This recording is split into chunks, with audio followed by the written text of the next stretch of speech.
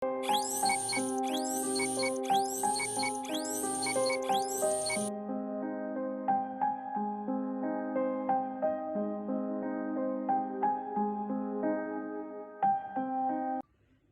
of the most difficult examination stations which come in pediatric undergraduate exams is the neurological examination of the lower limbs.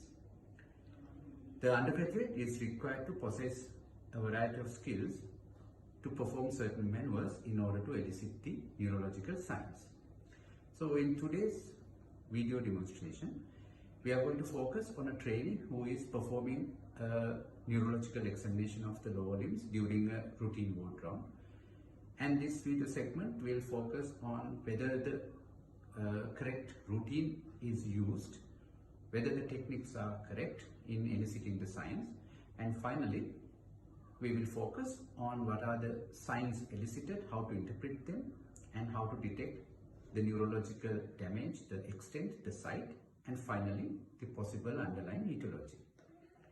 I would like you to concentrate on the discussion which occurs between the candidate and the examiner, the background audio text, and finally the subtext which has been embedded in the video to highlight the key points. So before we go to the video, I must thank the parent of this child who was kind enough to give us permission to produce this video for educational purposes. We'll do a lower limb examination, neurological examination of the lower limb. Inspection, so there is looks like this limb is dislocated, rotated. Another thing is there are a lot of ulcers, most probably due to sensory denervation. Right, so there are a lot of ulceration. And you think due to sensory denervation. Okay, so what do you call those ulcers? Neurotrophic ulcers. The thing is muscle wasting, fasciculation. There are healed wound scars, but there is no surgical scars. And I would like to palpate. See the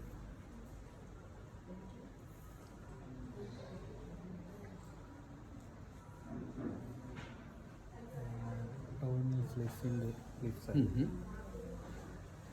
So hypotonic.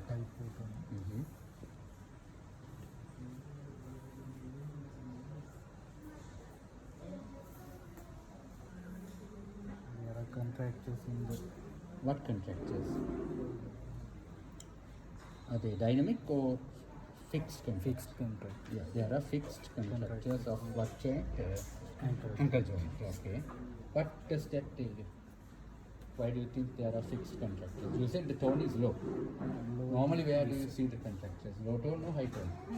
High tone. But why does this child with low tone have contractures? Because of misuse. Okay. So because of disuse. Okay. Disuse atrophy, or because of the disuse, the child is having contractures. Right. Okay.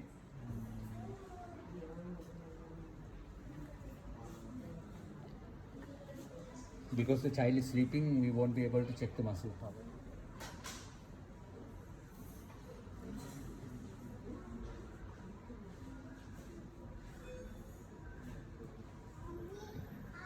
Do you get any reflex? No. Okay. No reflex.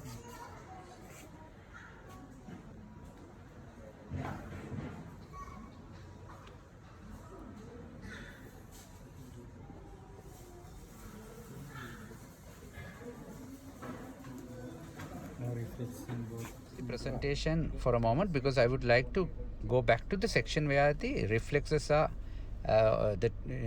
deep tendon reflexes are elicited. The technique used here is slightly wrong. That's what I want to highlight. The head of the knee hammer should be at 90 degrees to the direction of the tendon which is being checked. But here the technique is wrong because the knee hammer is almost parallel to the direction of the tendon. And when you are checking the ankle jerks, your hands should not cross with each other. Now here the hands are crossing and you are not getting the proper arc from the knee hammer. So if you want to do it properly, you have to go to the edge of the bed and then adjust your body in a way that you are not crossing your hands while checking the tendon reflexes. Even when you are checking the reflexes, she did not wake up. But does that also tell you? Sensory wise, sensation is lost. So if there is sensation, she would have opened up the eyes, right? Okay, so there is a sensory loss. Mm-hmm.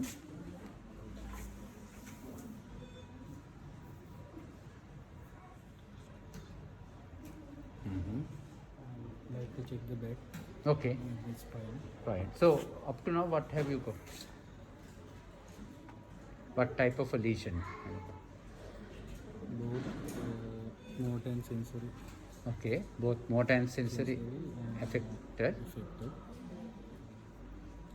Lower motor.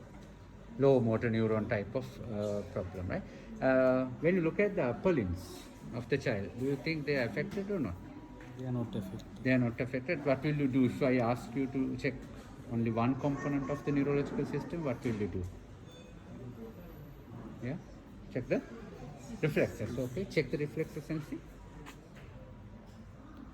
Yeah, are they present? Yeah. And also, what happened when you check the reflexes? She immediately withdraw the upper limb. So that means her sensation is intact. So upper limb is normal, lower limbs affected. Where is the lesion? In the spine. Okay, so you can look at the spine. Amma forward the baba vara petter harandu and oge petter harandu chutta kimit.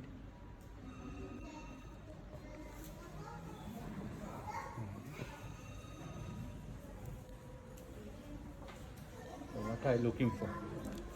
Looking for a meningomalus. Okay. Chutta passagan. But still could there be a spinal problem? Yes. Why? How? In a catheter. Baby is in a catheter. Yeah. Probably bladder also affected. So baby is in a catheter and probably the bladder is affected. So what type of a bladder would this child be having? Neurogenic bladder. Neurogenic bladder. What else would you like to check? Yeah? Perineum. Perineum? Anal tone. Anal tone. Anal tone. Okay. This child is not going to, this is not the appropriate way to check the anal tone. But if you are checking the anal tone, what will you expect? High tone or a low tone? Yeah, and what can, how old is the child? Vayasika damaya? Yeah. So 5.5-year-old child, what is she wearing pampers? Yeah. What that tell? Huh? Low tone. Yeah, low tone. So anal tone must be low. And any other system you would like to examine?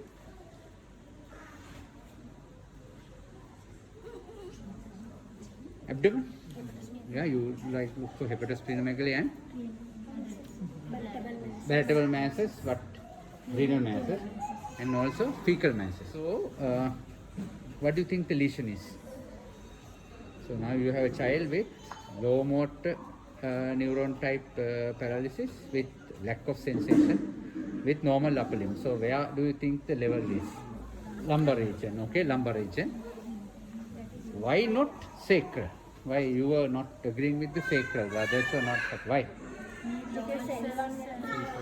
So what are the dermatomes which have it? Because you can see L5 is definitely affected. L3 is definitely affected, and she is not even unable to sit even, right? So that means hips are affected. So if the hip are affected, L1 is affected. So we know definitely the lesion is above L1.